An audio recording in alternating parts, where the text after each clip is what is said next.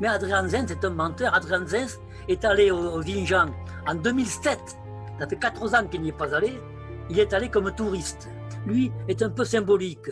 Et je pense qu'un procès contre lui pourrait avoir un retentissement mondial. Donc qu'il ait un procès, oui, bien sûr. Bravo. Welcome back to Haibian with Q.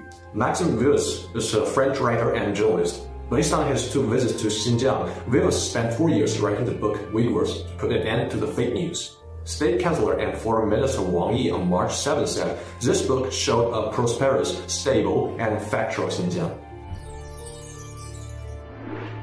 America's think tank New Lines Institute for Strategic Policy released a report using so-called clear evidence to make a false accusation of genocide in Xinjiang. Certain Western media get high calling it first independent report into Xinjiang genocide allegations. Well, clear evidence, independent, really?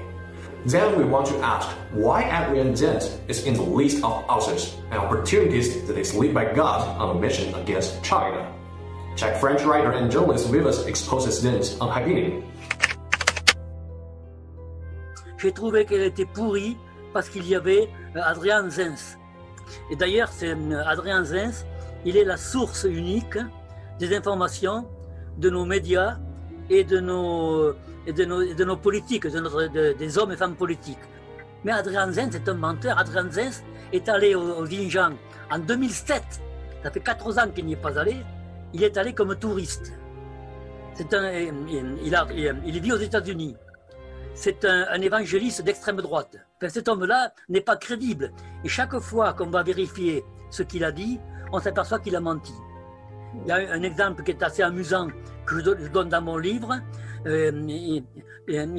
Sur Twitter, sur son compte Twitter, il met une photo d'une chaussure et avec cette chaussure, il y a un petit post-it, un petit carton, et où il est écrit en anglais « Au secours, je suis un Ouïghour, je suis emprisonné en Chine, aidez les Ouïghours ».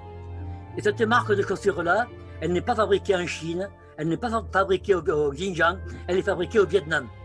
Donc tout ça est faux, tout ça a été inventé. Si on veut chercher des exemples de génocides, on a l'exemple du génocide des Indiens d'Amérique. Il y a eu, pendant la Deuxième Guerre mondiale, 6 millions de Juifs qui ont été tués en Europe par le pouvoir nazi. Et il y avait une volonté affichée par Adolf Hitler de tuer, d'éradiquer les Juifs. Où là, en fait, on a tué, on pense à peu près au moins 10 000 aborigènes qui étaient les premiers habitants de l'Australie. Donc il y a eu là une volonté de génocide. Il y a eu des volontés de génocide. Mais qu'est-ce que je vois qui se passe au Xinjiang?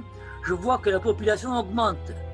Un génocide avec une population qui augmente, ça ne peut pas exister. Entre 1978 et 2018, la population du Xinjiang est passée de 5,5 millions à plus de 12 millions. Ce n'est pas un génocide.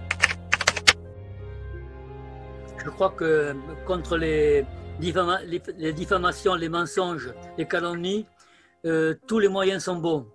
Parce que vos adversaires utilisent des moyens tout à fait déloyaux. Des entreprises du Xinjiang voudraient porter plainte contre Zenz, Adrian Zenz, parce que lui aussi, il emploie des moyens mensongers pour porter atteinte à l'activité de ces entreprises. Évidemment, c'est quelque chose à quoi il faut réagir. Il n'y a peut-être pas que Adrian Zenz, il y en a d'autres. Je ne sais pas s'il ne faudrait pas attaquer aussi d'autres personnes, mais Adrian Zenz, lui, est un peu symbolique. Et je pense qu'un procès contre lui pourrait avoir un retentissement mondial. Donc, qu'il ait un procès, oui, bien sûr. Bravo.